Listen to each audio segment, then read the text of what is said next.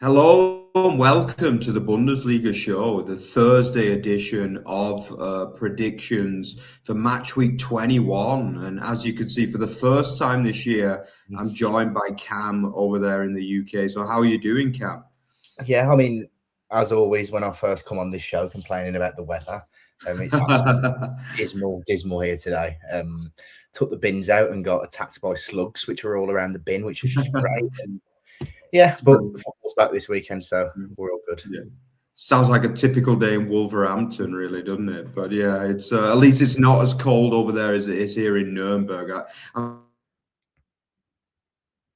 pretty sure it's been the coldest winter on record here. It's absolutely freezing, really. We've had snow, we've had minus 10 plus temperatures. It's been blooming cold in this part of the world. So yeah, obviously I was at the game last Friday as well, Nuremberg Munster, and I'm still recovering, to be honest with you, after that. Like, not only from the weather, but also from the game itself, to be quite honest with you. But yeah, definitely looking forward to getting back into some Bundesliga action as well to talk about the predictions for this weekend's matches. Don't forget to let us know your tips as well, guys. We want to hear. Last week we had some really good tips coming in, which was fantastic as well. Yeah, don't forget as well, just a bit of admin. We are sponsored by Covert Footy Trips, which is Rich's brilliant travel/football company over there in Norwich. So don't forget to check them out. He's been sending people away to Georgia, to Italy, to Lake Como, all over Germany, all over the UK as well. You've got to check him out. It really is a cool company, and he sorts everything out for you for those kind of travel phobes, so to speak, out there that don't like to book it yourselves. He will do it all for you, and he's got the best contacts for the best tickets and things like that. So don't forget to check him out. Obviously, we're also sponsored by Bully News as well, Runa's fantastic English language site. So don't forget to check out bullynews.com as well. You can also see some of Cam's articles on there too. So yeah, without further ado, guys, let's get started. So obviously we, once again, as usual, we have a Friday evening game once again. It's quite an interesting one, isn't it? Because obviously we've got Stefan Baumgart's Union Berlin against now Albert Riera's Eintracht Frankfurt. So yeah, Cam, I mean, first of all, obviously Riera, anything that you expect different from him? And then how do you expect this game to go down this weekend? I mean, from what I've read about him, I can't say I've watched too many of his sides, but I'm expecting good things. But going into this game, I couldn't think of a more frustrating test as your first game than to go to Union away on a Friday night. We know they play on home soil, especially under the lights as well. I'm not expecting a sort of pretty encounter, and they've got a lot of players as well out Frankfurt as well. Obviously, the new sign, who he scored a brilliant goal against Dortmund, didn't he? After the winter break. Yeah, he did. Yeah. Calimendo. Oh no, you mean not Calimendo? It's the what other one? The Ebnu Talib. Yeah. Yeah, I had an issue a few weeks ago. I was like, is it this? Is it that? So I didn't want to mess that up live for anyone watching. It's a hard pronunciation for sure. Yeah. But then without Uzan as well, Collins, Shqiri suspended, Burkhardt's still out. They are key misses really going to an Union side. Both sides winless. I think Union in 5 and then Frankfurt in 6. So it's both sides need the points really, because Frankfurt are just getting further and further away from that top 4 where they want to be at the end of the day. But Union is such a difficult test on a Friday, and I can just see them nicking it. As I say, there's probably no more difficult fixture than going to Union Berlin on a Friday night as your first game in charge. It's true. Yeah, I can see them nicking this one 2-1 to Union, and then I think Frankfurt will get on the board under Riera next week against Gladbach. Yeah, I think it's a good tip, Cam, and I was on similar lines as well. I also think we've got to look at the record. As you say, Friday night at the Stadion an der Alte Försterei is always a tough one. And they have won the 2 games there, both 3-1, actually, as well. They beat Gladbach earlier in the season, 3-1 there on a Friday night. And they also beat Leipzig 3-1 as well, just before Christmas. So I think all signs are pointing to another 3-1, considering the fact that the incredible stat that Frankfurt have conceded exactly 3 goals in all 4 of their encounters so far this year, which is just an incredible stat. isn't it? I mean, they just concede 3 every single game, pretty much, and it's very rare they concede less than 2 the entire season, really. So I'm with you, Cam. I think obviously Union managed to keep Dukian later, which was quite a big bonus for them on deadline. Yeah, well, whether it's for the finances, I don't know, though, really. I think Light's out going into this game, isn't he? I think.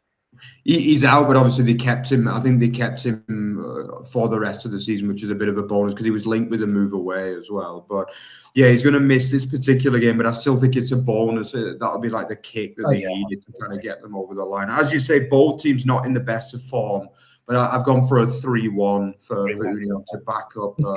I think it fits with the fact that Union have won the last 2 home games on a Friday night 3-1, and also the fact that Frankfurt always concede 3 goals. Yeah, just going off last week.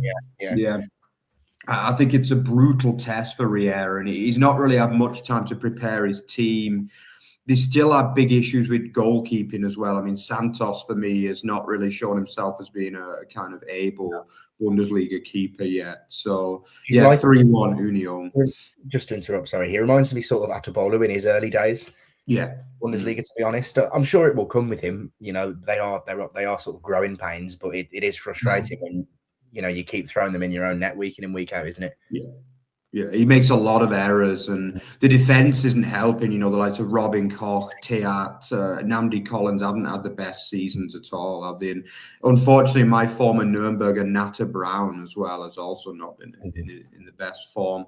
But yeah, let's both go for an Union home win in this one. So let's move on to Saturday and see what we've got for you there. So a lot of Halbvier kickoffs, which is always good to see this weekend. And the first of them is going to be Sport Club Freiburg versus Werder Bremen. Ooh, this is an interesting one. Obviously, the big news coming out that Werder have appointed Tioane as the manager, the former Fortuna Düsseldorf.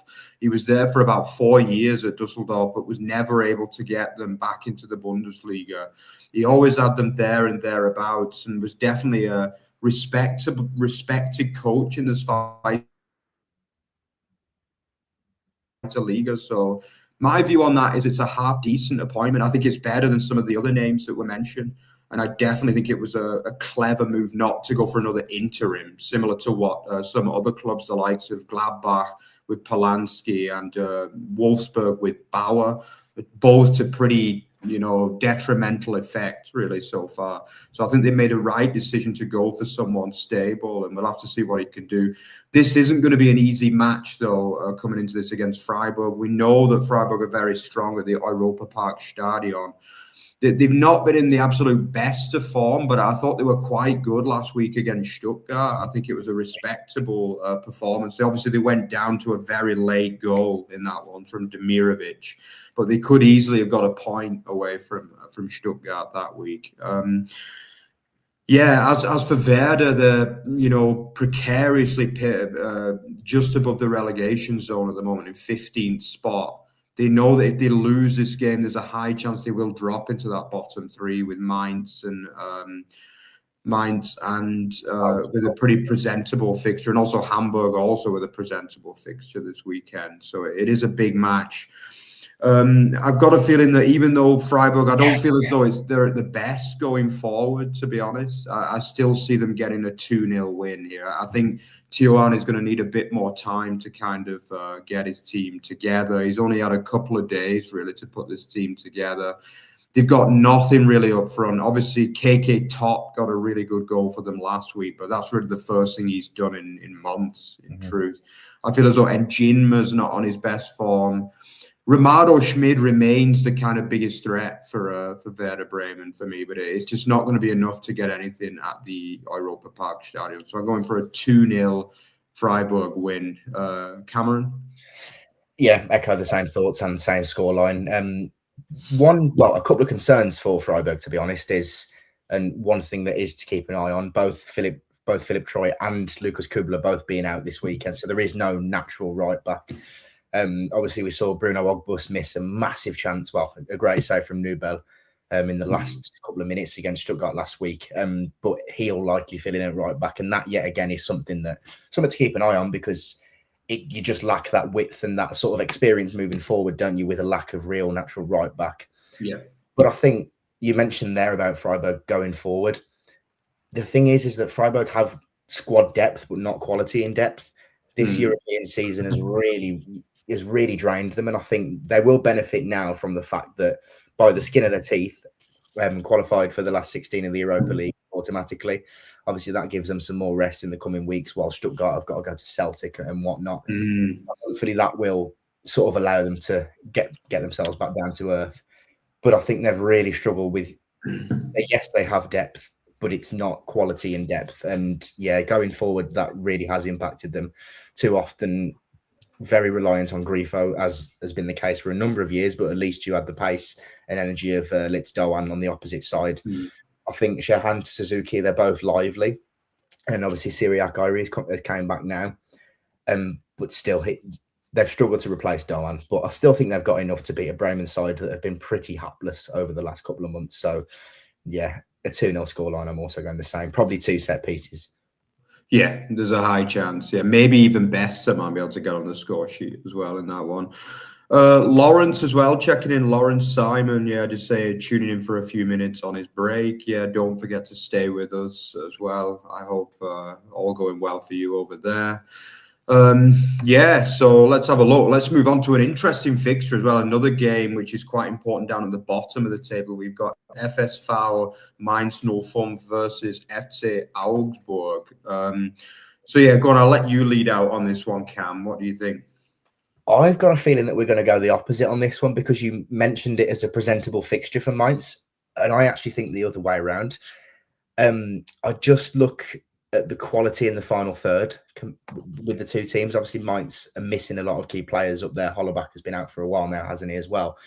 But I see Augsburg with Mikhail Gregoric scoring last week. A brilliant little arrival, really, for the Bundesliga at this stage of the season. Was a reliable goal scorer with Freiburg, made the difference last weekend. We know Fabian Rieder's quality from set pieces, and Alexis Claude Maurice, when he's on it, we know what he can do. I don't think it's going to be the most exciting of games, but I just can see that added quality that Augsburg have added in the final third really making the difference. And I've actually gone for 2-0 to them. Wow. Whereas I feel like you're going to go the opposite now because of what you said earlier.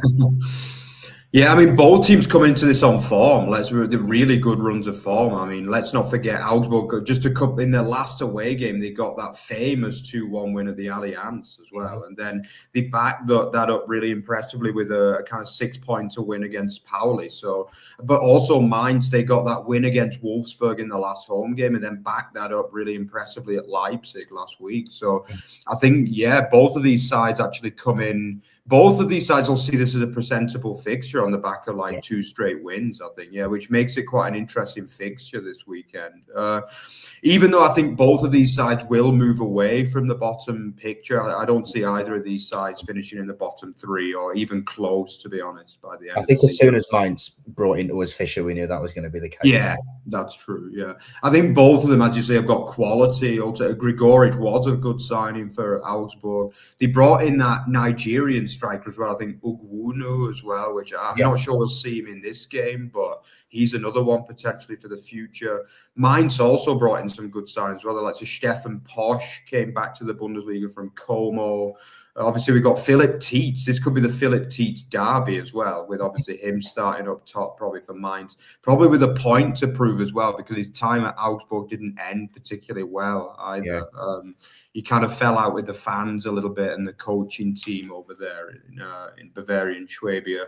But definitely, I think it's an interesting looking game, and both the winner of this game will be really confident going into the end of the season, thinking, they can get comfortably clear. But you are right, Cam. I have gone the other way just because I think it's one of those home advantage kind of fixtures. I think if this was at Augsburg, I'd be going the other way. I'd be going for Augsburg. But I think obviously Carnival season coming up as well. It's going to be a big atmosphere there in Mainz as well. One of the Carnival cities. I'm pretty sure they'll probably roll out the famous Tricot as well for this one, the famous yearly Carnival Tricot. So that could be part as well. It should be a good full house there at Mainz for this one. So I've gone the other way. I've gone for a 2-1, but quite an interesting fixture. And as you say, it's 2 form teams who are both looking in the right direction as things stand. And I don't see either of these being even close to the bottom 3 by the end of the season. Agreed, absolutely.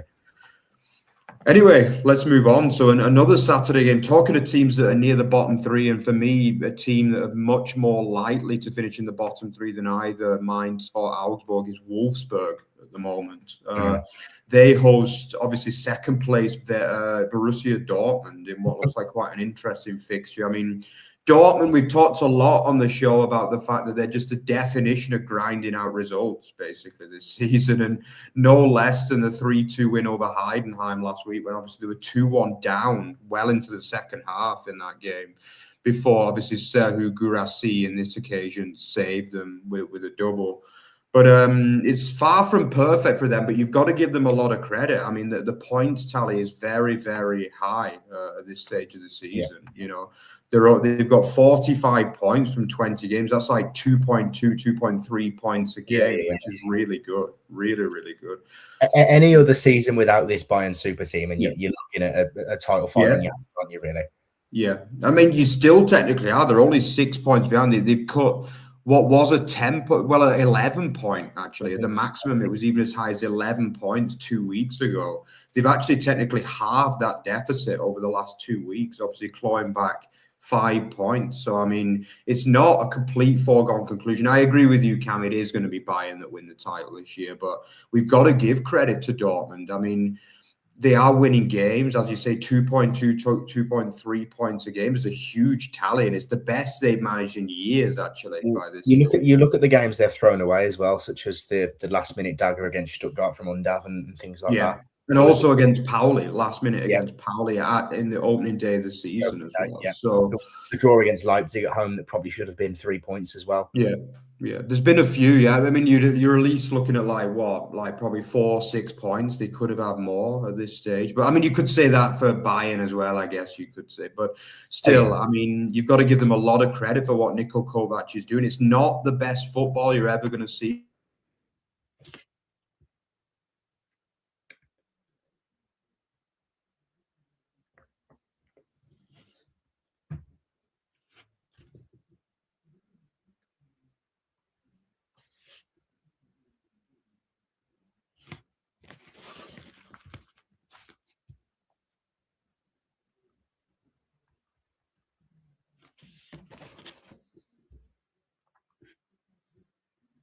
Forget Brandt is kind of in and out of form. Joe Bellingham, I feel, has not really delivered his absolute best for the club, but it's all going okay for Dortmund in terms of results, and that's just what they've got to keep doing. They've just got to keep churning out wins, and I think they will do that yet again against the Wolfsburg side, who I'm really starting to fear for, actually. I mean, the fans just don't seem to be behind this project at all.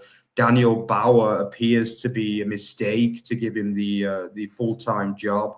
Obviously started off as the interim, and I think they've only won one game in 2026 so far against Pauli. It was that late win they got against Pauli, and if they hadn't won that, they'd be starting this game in the bottom three. So for me, it should be all signs point to Dortmund for yet another win in this. I've gone for a 2-0 away win. Cam? Well, first of all, I don't know if that was just me, but I couldn't hear you for about 30 seconds then.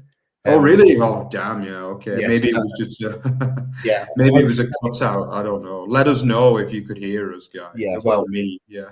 Hopefully that didn't come on the stream. Like, hopefully it was just me. So I don't know anything that you said. So I'm going to go. Now. Yeah.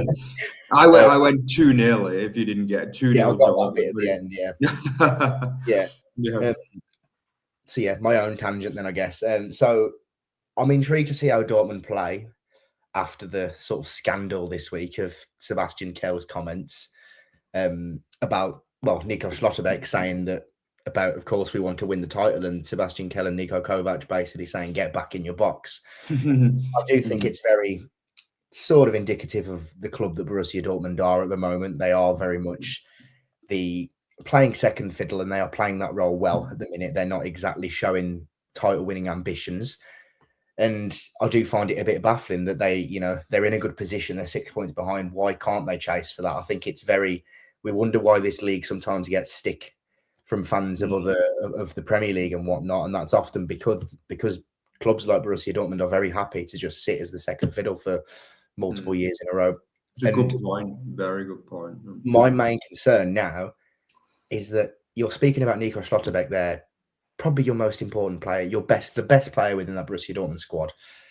Of course, comments like that are now going to have an impact going into a game against Wolfsburg. That is just how football works, that it's going to upset the apple cart slightly. I hope that's not the case for Dortmund's sake, because we would love to see them, put a run together and push Bayern a little bit. But I do think that will sort of impact the group heading into this weekend. But that being said, they have still got way too much quality for a pretty hapless Wolfsburg side at the moment. As you said, they've won once this year, was that? But even then, they don't look like winning when you watch them play. The 8-1 against Bayern, I know Bayern have dismantled a few teams this season, but that was just by minute 60, they'd completely given up. And whenever I watch them, I don't know where the results are going to come from. Their better players look to have really sort of let their heads down. And Moura has been poor whenever he's played. Haven't been too impressed with Christian Eriksen since he's arrived. I know he's still got, some great feet on him, but he's not the player that he was. So I still think it's going to be a 2-0 win for Dortmund. I just think that the comments this week and the whole uproar around it, I can see why their fans are pretty annoyed. And the whole mood of the club's a bit strange at the moment. Yeah, they're not the only team either. Let's not forget some of the news coming out of Hoffenheim as well. Hasn't been exactly positive going into a big game. I'm with you though, Cam. I mean, I'm as a huge Bundesliga fan. It's my main league, basically, absolutely, as a fan. And I do get frustrated about the fact that teams are too willing to play second fiddle to Bayern. Yeah, and I think they play into Bayern's hands almost in some cases. It was the instant reaction to it. To me, it was like, of course, Nico Schlotterbeck has the right to be hopeful about this, and it was almost as if they were instantly dragging him back and saying, "We'll get back in your box." It wasn't just that. Oh, let's not be too hopeful. Let's not set our hopes too high. It was instantly dragging him back down, which I just thought was a very strange thing to do publicly. To be honest. To be honest, I just get frustrated with some of these back office guys in general, like the likes of Koeln and other clubs as well, because I feel as though they interfere way too much, and half of them don't really seem to know that much about football as well, the way they behave, you know what I mean? And I'm with you on that. I think Nico Schlotterbeck's right to say they're in a title race. We also discussed it on Tuesday evening on this show as well, and we both kind of concluded that they are technically 6 points behind. They are, and they're winning games consistently, so they're in the most consistent moment of the season. So why not? Why the hell not, basically? So yeah, let's move on to the next game, which is going to be an interesting one for you, Cam. It's obviously Pauli versus Stuttgart. So I'll let you lead out on your inform team at the moment. Yeah, well, first of all, on St. Pauli, if they're going to start picking up points, they need to start doing it now. Obviously, and it's quite ironic because this fixture at the start of the season back in September was what really sort of ended St. Pauli's great start. After I think they were playing some beautiful stuff at the start of the season. Yeah, they were really turning it around for Stuttgart after a terrible start. So back again, it could be that momentum swinger again for St. Pauli, but I just can't see it. Yeah, again, it's reverted back to last season. Where are the goals coming from? I know they're not as poor in the final third as they were last season, but at least they had the solid defence. They were absolutely rock solid last season. And the banging form Stuttgart side, who I think in general seem a lot more reliable in these fixtures. There was these type of fixtures last year with Stuttgart's banana skin. We saw them drop points to Holstein Kiel away. We saw them lose to both Gladbach and Bremen and Wolfsburg at home. I think they lost to Gladbach. Definitely Wolfsburg and Bremen. It was these sort of banana skin fixtures with the sides down the bottom end that proved to be that Achilles heel and the reason why Stuttgart needed the DFB Pokal to end up qualifying for Europe. But this season, beating Heidenheim at home, winning these games, Freiburg last week, when everything's against you, when it's backs to the wall stuff, they're coming up with answers. They did it in the Pokal against Kiel last night as well, and I think they're much more reliable in these types of fixtures. Compared to last year, certainly. So I can't see anything other than a Stuttgart win. It's not going to be nice on the eye. It never really is to watch St. Pauli at home, is it? The same as Union. They just don't have that same defensive ability as they did last year. So, yeah, 2-0 to Stuttgart for me. Yeah, I think you've explained that really well, Cam. Obviously, the way they started with those 7 points from 3 games, just to put it into context, in the next 17, they've only managed 7 points as well, which is just a crazy number. Mm-hmm. Obviously, they won 2 out of the first 3 and a draw. And then since then, they've only won 1 out of the last 17 games. So to say it's gone pear-shaped is an understatement, really, isn't it? And I saw them live this season, as you say. I mean, they signed Martin Kars, but he doesn't really look Bundesliga standard, if I'm being honest with you. Obviously, he did really well with Magdeburg last season. I think he ended up top goal scorer in this Zweite Liga, but he's not really looked good enough. Hoon Tonji is just completely... I can't remember a bigger drop-off, to be honest. From like the first 3 games, you were looking at him thinking, God, they finally got a good striker. Absolute star, yeah. I thought we was in for the star of the season. Yeah, he made my team of the month in August, incredibly. But I mean, that looks a long time ago now, as you say. And as you say, they won't be happy to see Stuttgart again because they are the team that technically started the rot for them after that brilliant start. Obviously, they also went out of the Pokal after yet another toothless display against Leverkusen. You just don't know what they can do, really. Obviously, Jay Jones has come in and he's got pace, but he kind of still looks like a League One striker, let's be honest, in many ways. It's been the same for all of their forwards, hasn't it? I mean, last season you had Moenchengladbach, who at least he scored 6 goals, finished as top scorer in the end. Yeah. Afolayan has never looked up to the level, has he, at all? Well, he left. He's left now. He went to Blackburn, I think, in the window. Yeah. But, he's never really been Bundesliga standard, ultimately. And to be honest, most of their forwards haven't, ultimately. And that's why they probably are going to go down this season. As you say, it's particularly at home, they're ultra blunt. I mean, the number of times teams go there and keep clean sheets is just ridiculous, really, to be honest with you. I mean, last season, I think, 11 teams went there and kept a clean sheet, 11 out of 17 teams. And this year, it's maybe a few less. I don't know the exact number, but I guess like 6-7 teams have also gone there and kept clean sheets. So it's just not good enough, ultimately. They have to start scoring more goals, particularly at home. And I agree. I think Stuttgart are looking better and better at home at the moment, away from home, particularly defensively. I think they concede way less goals than they did last season. I think Ramon Hendricks deserves a lot of credit. I think Szabo is going from strength to strength. I think they finally sorted the defense, which the year they won the Pokal, I felt as though they were very poor defensively, to be honest. And obviously, but then the year they finished Vice Meister, they were very strong defensively as well, but they lost some key personnel from that team. I think the thing is then, though, back to the second place season, was the fact that they had that much of the ball. It was almost impossible to score again. Whereas last year teams did figure them out in a lot of aspects and realise that if we put balls in the box, if we get up in their face, then we can cause them problems. And last season, Stuttgart were winning games by having to score more than their. I know that's how football works, scoring more than their opponents, but in the sense of you can score 2 and we'll score 3, and that was catching them out. Whereas now the system's changed slightly. Obviously, Bilal El-Khanous came in and just looks the absolute mustard.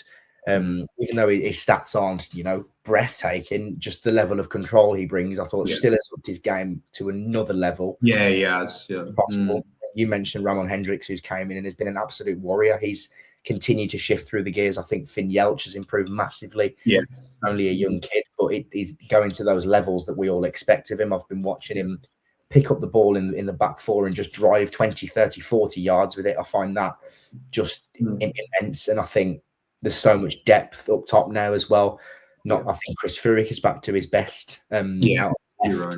But now he's beginning to show it in spells out on the right as well. And Jamie Levenin is beginning to become that player that we all imagined and becoming a lot more clinical in the final third. Yeah, Nate has also been good. Chema Andres. It's been a great season so far for Stuttgart. As you say, I wouldn't say the football's been as pretty as in the Vice Meister season, but it's the defense is just revitalized in my eyes, and they've become a real hard team to beat. And they tend to come out the right side of most results. They've won a lot of games this season in all competitions, and I see them getting another. I also go for a 2-0 in this game. I just don't see Pauli scoring. To be honest. Just one more quick word on that before we move on. Joscha Wagnermann, the most improved player in the Bundesliga this season. After last season, I've never saw a player that was more guaranteed to be replaced. And then obviously they brought in Assignon, who's been okay at best. He's not he's been good in spells, but so was Harry Potter, I guess. So then at the same time, it's like Wagnerman's came back in and he's went up to a whole new level again. This is the same Wagnerman as we saw 2 years ago. So sorry, that was an old face. I like that one. Yeah, I've not heard that one before. I'm surprised, but yeah, I'll give you that one. Yeah, might use that one myself in the future. Yeah. Your term, by the way, common sense football has become like a kind of like almost like a cliche on our show now. You were the first one to coin that expression. Yeah, it's yes. Yeah, Cam Common Sense Football Smith, I think. Yeah, but no, really, we use it a lot, that one. Yeah, and it was you that kind of coined that. It's just common sense, isn't it, at the end of the day? It is, basically. But yeah, it still sticks. It sticks. Anyway, let's move on to another game. This really is a 6-pointer for me, much more of a 6-pointer than Mainz Augsburg, really. It's obviously Heidenheim versus Hamburg SV. What can you say about these teams? I mean, obviously, we were starting to lose hope in Hamburg a couple of weeks ago before they produced that stellar performance against Bayern, where they matched, and some would say were even better than Bayern in that fixture in the top spiel last week, and on another week could have won it even. I thought the likes of Fabio Vieira was fantastic. Lokonga, who's been a regular good performer, and one of the best performers in the whole league this year, Vuskovic, deserves just so much credit. Yeah. The big centre half, he's just been absolutely brilliant. Obviously, got yet another goal. I think that was his 6th goal of the season, was it? Just absolutely superb footballer. He really is. Definitely. So I think this game is. To be honest, for Heidenheim, I'm afraid to say you're starting to lose hope in them, to be honest. I think they've huffed and they've puffed, but there's just not enough quality. I mean, the likes of Ibrahimovic, I read the other week that he's underperforming his XG by 4 goals, which is just not what you need. And the problem is it's 4 because he's got 0 from the season. He should have 4. I think the only one that's really looked like scoring this season is Schimmer, really. And like he doesn't even start games. He's just like your classic super sub. They still work hard. They try hard. Obviously, we saw Peering scored that amazing goal a few weeks ago, didn't we? That overhead kick. But it's just not working out for Heidenheim. And if you look at the table now, they are starting to get cut adrift, unfortunately. They're 6 points away from automatic safety now. 5 points away from 3rd bottom. And to be honest, with the fixtures the way they are, you're starting to think this might be a last chance saloon for them, to be honest with you. I think they have to win this game. But I hate to say it, but they're not going to win it for me. I just think the HSV are going to build on that performance against Bayern last week. And I think the likes of Fabio Vieira, is going to have a really big game in this one. And they just have a much better squad, ultimately. It's not been a perfect season for HSV, but I still see them staying up, personally. And I think they're going to get a big win here and move a few points clear. So I've gone for a 3-1 HSV win in this one. Cam? Yeah, similar thoughts. And, I mean, Hamburg are the difference between survival and relegation when it comes to them. When you compare their side with St. Pauli, as we mentioned, and Heidenheim, who really lack that magic. Heidenheim, as you mentioned, where are the goals coming from? You look at the season where they had the amazing first campaign in the Bundesliga, where they had the likes of Aaron Dinch earned his move to Freiburg by that. And you had best. Last season, when you had Cienza, there was always somebody with a bit of magic in their boots to make things happen. You see the same now with Hamburg. You watch Fabio Vieira, that yes, I think he drifts in and out of games a lot, but you know that if you put him on that left foot, he can deliver. You have players, as you mentioned, such as Vuskovic. I've been really impressed with Lokonga. I've been impressed with Remberg as well. And I think they're well drilled and they rely on the brilliance that they've got. And that is what keeps you in the division, and hope and likely they will stay in the league and build on that and keep on building from that, like we're going to see Hamburg and Koeln, both promoted teams, do. Heidenheim just don't have that magic, do they, anymore? There's no real difference makers in the side. And that is a massive thing in a relegation battle. You can be as well drilled as you want, but you need those difference makers. And yeah, I'm not going to go 3-1. I'm going to go 2-0 to the visitors. I don't watch Heidenheim and ever think they're going to score. That is the same as St. Pauli. They're the two sides that I think are by far and large the two worst sides in the Bundesliga. Yeah, I think they were most people's tip for automatic relegation. I mean, they looked both from the beginning and even now just the two weakest sides in the league, don't they? There's just not enough. As you say, you say it well again, that there's just not enough magic in the boots of these Heidenheim players, unfortunately. Anyway, let's move on to top spiel. Talking of teams that don't have much magic at the moment, Borussia Moenchengladbach. Yeah, I mean, obviously Polanski already under pressure. I mentioned earlier that I've never really been a fan of these kind of interim managers, full-time managers, and I never thought he did that well, even in his interim spell. To be honest, it just kind of felt like, okay, we can't find anyone better, so let's just give him the job. Basically, it felt like that a lot, and even though Tabakovic is still scoring the goals, obviously he got yet another goal last week, which is just, I mean, he's just an unbelievable season. Is that 10 league goals he's got now? He really has been good. Obviously, Kleindienst's still not back in the starting 11 yet. Other players have just drifted in and out of the season. I would almost say for Gladbach, it's just been a nothing season in many ways, this one. It just feels like, you know, more than the others. Obviously, they've been criticised in the last 2-3 years of just not having enough ambition. They've not got back into Europe, but this has been a different level of nothing season for Gladbach, in my eyes. I just think there's not really been that many standout performers. I feel as though Rocco Reitz hasn't been as good as last season. You know, Kastrop, the former Nuremberger, has been good in parts, but he's not done enough to really get like real stellar kind of praise. You know, defensively, the likes of Scally hasn't been great, to be honest. Moritz Nicolas has improved. I would say he's one player that has improved, but just lost Luca Netz to Nottingham Forest as well. He did, true. Which for me is a loss because I always like Luca Netz. Yeah, me too. Things just aren't looking good for them. I don't think they're going to go down. They've got too much quality to go down. And occasionally they do show up and beat a team 4-0, like they did with Augsburg and St. Pauli this season. But those days are rare, and I just feel as though Leverkusen are starting to get back into some form now. I think Grimaldo's back in form. For me, basically, Leverkusen now is Grimaldo. Basically, if Grimaldo's on form, they play well. If Grimaldo's injured or off form, they don't play that well. Like, he's the playmaker. He's the main man. He's just everything for that Leverkusen side. And I thought they've looked quite good in recent weeks. Obviously, they won comfortably at Frankfurt. I thought they played well in that game. Malik Tillman, obviously, getting back amongst the goals. I think Kofane looks good as well. Kofane has come back from the AFCON looking like a real kind of form player. They should have way too much, I think, for this Gladbach side. It should be a good atmosphere. It's a top spiel. The Gladbach fans are very strong at home, particularly under the lights. But I still feel as though Leverkusen have just got too much for them. So I've gone for another 3-1 away win here. Cam? Yeah, the same scoreline again. I just think with Gladbach, as you mentioned, the nothing seasons, I think the most frustrating thing is that they showed real promise under Zerouani last season. I really thought that they would go on and claim that final European spot, to be perfectly honest with you. There was a period about January, February. Yeah, great stuff. Robin Hack was in great form. Obviously, Kleindienst was in fantastic form the whole season long. But it's just, obviously, Kleindienst was their most important man.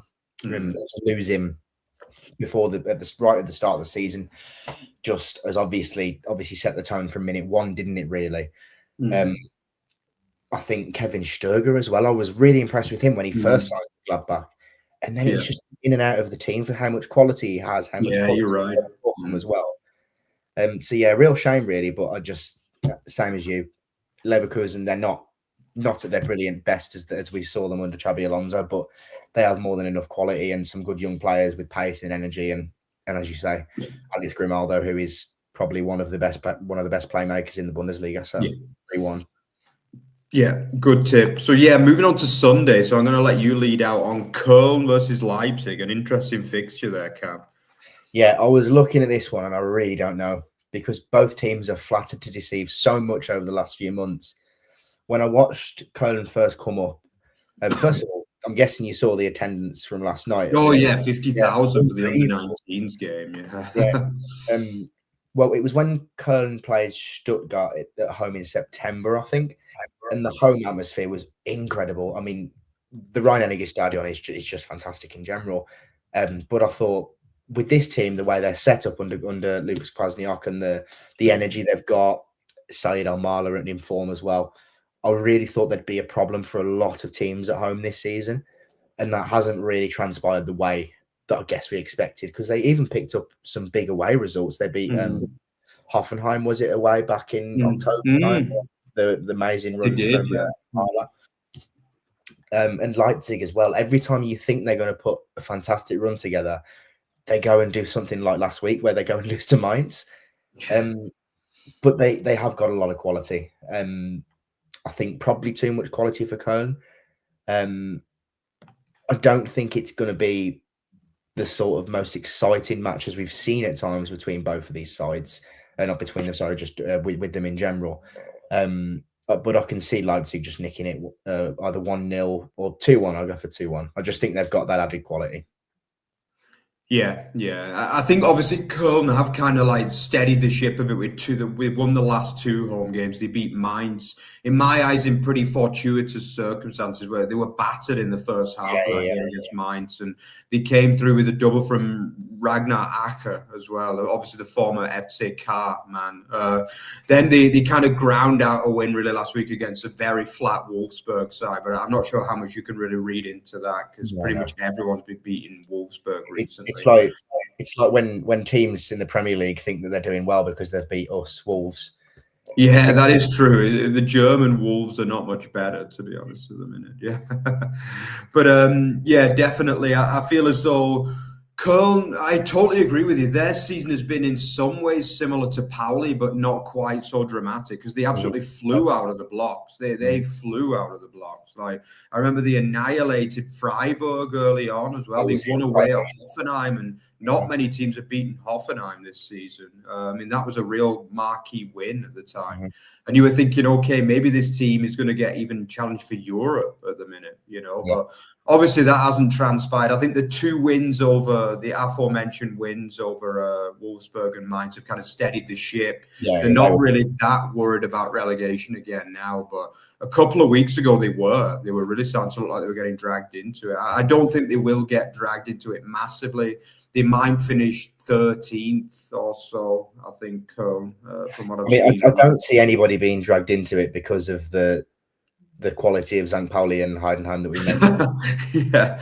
Yeah, you're right. But that third bottom place is still like an issue as well, because normally the Bundesliga team wins it, but you don't want to get that close to relegation. You know what I mean? Ultimately, you are just a 2-legged tie away from relegation. But obviously, with the record of the Bundesliga teams, I think normally most teams are feel like pretty safe going into that playoff. But you never know. I mean, football's weird. You can get a red card early on in the first leg or something, and that could change everything, can't it? But anyway, regarding this game, I agree. I think Leipzig need a response. I mean, they were quite poor last week against Mainz. Okay, Mainz played really well on the day. They were back to their best. But I feel as though at one point, I was really optimistic this season about Leipzig. I felt as though what Ole Werner was doing was working really well. They had probably the find of the season, Jan Diomande, who is just, his form has continued to be good, but a lot of other players like Bakayoko hasn't really justified his fee.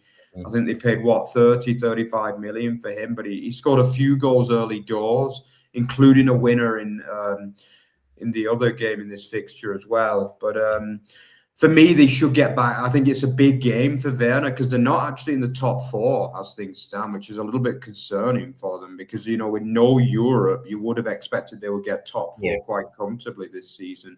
As things stand, they're 3 full points away from the top 4, which is a bit worrying. They could be even more by kickoff in this game. So I think they will get a 2-0 win at Koeln. It's going to be another great atmosphere. I mean, they just sell out that place 50,000 so easily. It feels like there's never a game at Koeln that's not a sellout, basically. With the best football anthem in the world as well. Yeah, it is. Yeah. Like, what is it? It's the equivalent, the Loch Lomond Scotland song, with the Koeln dialect, which is quite interesting as well. Yeah. The dialect is not much to not much to shout home about, but the song is great.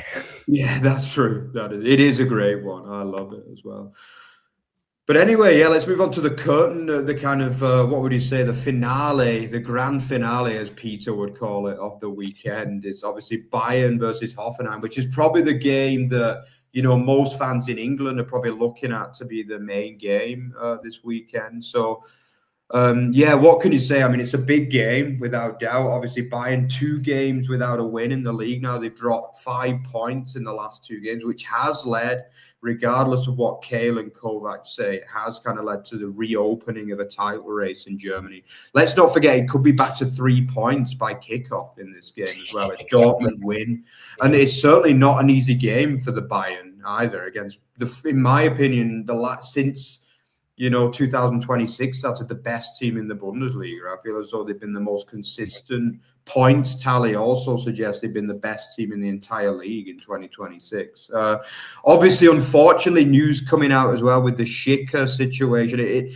Unfortunately, Hoffenheim is one of those clubs that just trouble seems to follow it round a lot of the time. There has been obviously the very successful sporting manager, Schicker, he's some kind of breach regarding data protection, from what I've heard. The Germans do love the data protection, and they expect that he's either going to get demoted or fired at the next general meeting of the club. So that's just a rumor. I can't confirm that 100%, but it is just a rumor at the minute. But it was him that Wolfsburg wanted as their sporting director, wasn't it? A few months ago, they wanted to.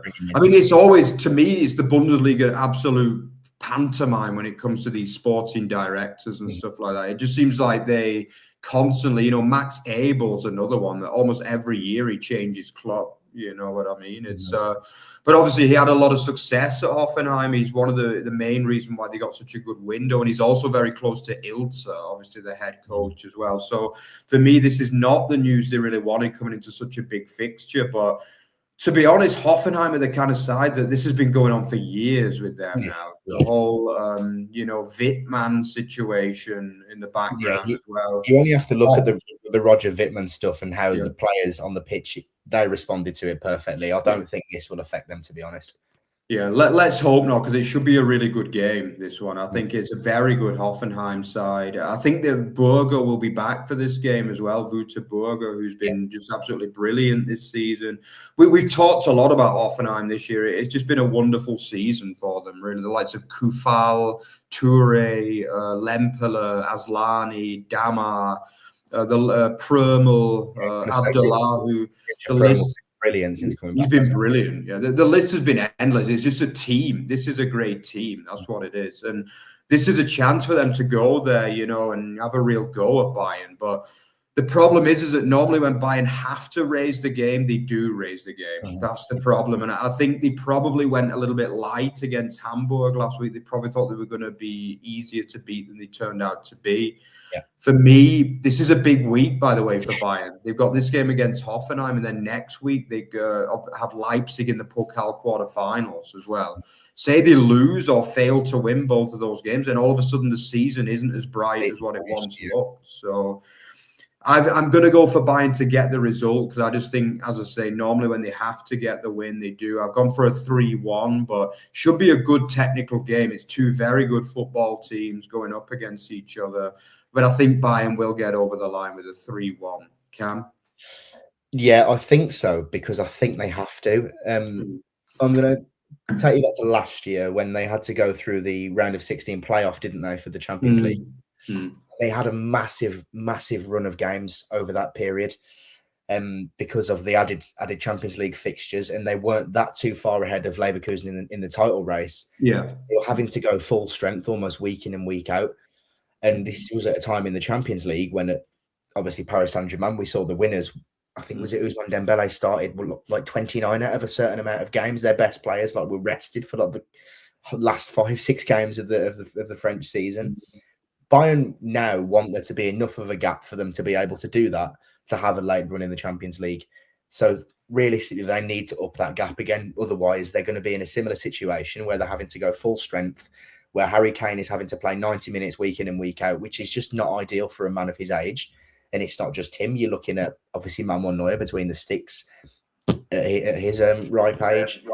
Jonathan Tah at centre-back is not exactly a spring chicken. There's multiple players. Gnabry can't play 90 minutes week in and week out. So Bayern have to really up that gap in the next few weeks. Obviously, there is another game against Dortmund to come. So they'll be hoping that by then it's almost wrapped up essentially, so they can attack the Champions League as they didn't get to last year when they had key players out going into the game against Inter. So I'm not going to go for 3-1. I'm going to go for 4-1 because I just think when Bayern need to respond, they do. At home, they've been fantastic, barring the slip against Augsburg.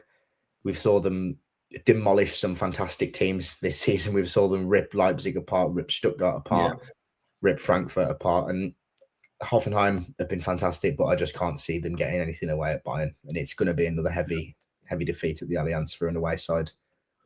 Yeah, I could totally see what you mean, to be honest, because it is just so hard when they're really going out for it and they know they have to win it. The ante rises even more when it comes to Bayern, doesn't it? Really. So, yeah, well, that just about concludes the weekend's predictions. So, yeah, thanks a lot for joining, guys. We got a few nice comments in as well from obviously from Lawrence, also from DM as well. Thanks for checking us out as well. Yeah, most people do have a pretty low opinion of BBV's front office.